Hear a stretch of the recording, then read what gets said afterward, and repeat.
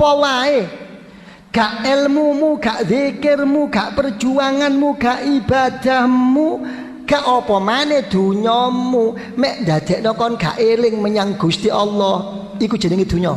Senajan dunyamu nyambut gawemu nok endi wae, kon nglakoni apa wae, dadi apa wae, tapi ndadekno ndorong menyang Gusti Allah, iku jenenge lelakon akhirat. Assalamualaikum sahabat Gus, inilah sekilas karomah dan kisah Hadratus Syekh Kyai Asrori Al-Isyaki. Kiai Haji Ahmad Asrori Al-Isyaki merupakan putra dari Kiai Utsman Al-Isyaki. Beliau mengasuh pondok pesantren Al-Fitrah Kedinding, Surabaya. Di atas tanah kurang lebih 3 hektar berdiri pondok pesantren Al-Fitrah yang diasuh Kiai Ahmad Asrori, putra Kiai Utsman Al-Isyaki. Nama Al-Isyaki dinisbatkan kepada Maulana Ishaq, ayah Sunan Giri, karena Kiai Utsman masih keturunan Sunan Giri.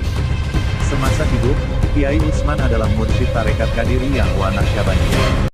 Dalam dunia Islam, tarekat Naqsyabandiyah dikenal sebagai tarekat yang penting dan memiliki penyebaran paling luas. Cabang-cabangnya bisa ditemukan di banyak negeri antara Yugoslavia dan Mesir di belahan barat serta Indonesia dan Cina di belahan timur. Sepeninggal Kiai Utsman tahun 1984, atas penunjukan langsung Kiai Utsman, Kiai Ahmad Asrori meneruskan kedudukan mursyid ayahnya. Ketokohan Kiai Asrori berawal dari sini. Tugas sebagai mursyid dalam usia yang masih muda ternyata bukan perkara mudah. Banyak pengikut Kiai Utsman yang menolak mengakui Kiai Asrori sebagai pengganti yang sah. Sebuah riwayat menceritakan bahwa para penolak itu, pada tanggal 16 Maret tahun 1988 berangkat meninggalkan Surabaya menuju Kebumen untuk melakukan bayat kepada Kiai Sonaji. Tidak diketahui dengan pasti bagaimana sikap Kiai Asrori terhadap aksi tersebut, namun sejarah mencatat bahwa Kiai Asrori tak surut. Ia mendirikan pesantren Al-Fitrah di Kedinding Lor, sebuah pesantren dengan sistem klasikal, yang kurikulum pendidikannya menggabungkan pengetahuan umum dan pengajian kitab kuning. Ia juga menggagas Al-Hidmah, sebuah jamaah yang sebagian anggotanya adalah pengamal tarekat-tarekat Qadiriyah wa Naqsyabandiyah. Jamaah ini menarik karena sifatnya yang inklusif. Ia tidak memihak salah satu organisasi sosial manapun. Meski dihadiri tokoh-tokoh ormas politik dan pejabat negara, majelis-majelis yang diselenggarakan Al-Hidmah berlangsung dalam suasana murni keagamaan tanpa muatan-muatan politis yang membebani. Kiai Asrori seolah menyediakan Al-Hidmah sebagai ruang yang terbuka bagi siapa saja yang ingin menempuh perjalanan mendekat kepada Tuhan tanpa membedakan baju dan kulit luarnya. Pelan tapi pasti organisasi ini mendapatkan banyak pengikut. Saat ini diperkirakan jumlah mereka jutaan orang, tersebar luas di banyak provinsi di Indonesia, hingga Singapura dan Filipina. Dengan kesabaran dan perjuangannya yang luar biasa, Kiai Asrori terbukti mampu meneruskan kemursyidan yang ia dapat dari ayahnya. Bahkan lebih dari itu, ia berhasil mengembangkan tarekat Qadiriyah wa Naqsyabandiyah ke suatu posisi yang mungkin tak pernah ia bayangkan. Kiai Asrori adalah pribadi yang istimewa. Pengetahuan agamanya dalam dan karisma memancar dari sosoknya yang sederhana.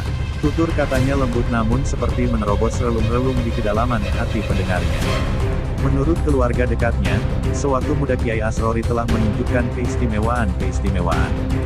Pondoknya tak teratur. Ia belajar di Rejoso 1 tahun, di Paris 1 tahun, dan di Bendo 1 tahun.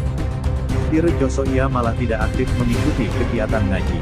Ketika hal itu dilaporkan kepada pimpinan pondok, Kiai Mustain Romli, ia seperti memaklumi, biarkan saja, anak macan akhirnya jadi macan juga. Meskipun belajarnya tidak tertib, yang sangat mengherankan, Kiai Asrori mampu membaca dan mengajarkan kitab Ihya Ulum Al-Din karya Al-Ghazali dengan baik.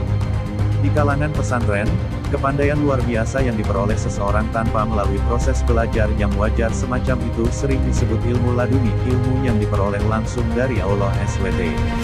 Adakah Kiai Asrori mendapatkan ilmu laduni sepenuhnya adalah rahasia Tuhan, wallahu a'lam. Ayahnya sendiri juga kagum atas kepintaran anaknya. Suatu ketika Kiai Utsman pernah berkata, seandainya saya bukan ayahnya, saya mau kau ngaji kepadanya. Barangkali itulah yang mendasari Kiai Utsman untuk menunjuk Kiai Asrori, bukan kepada anak-anaknya yang lain yang lebih tua, sebagai penerus kemursyidan tarekat Qadiriyah wa Naqsyabandiyah, padahal saat itu Kiai Asrori masih relatif muda, yaitu 30 tahun. Semoga bermanfaat ya sahabat, sampai ketemu di video kisah wali-wali Allah berikutnya. Assalamualaikum warahmatullahi wabarakatuh.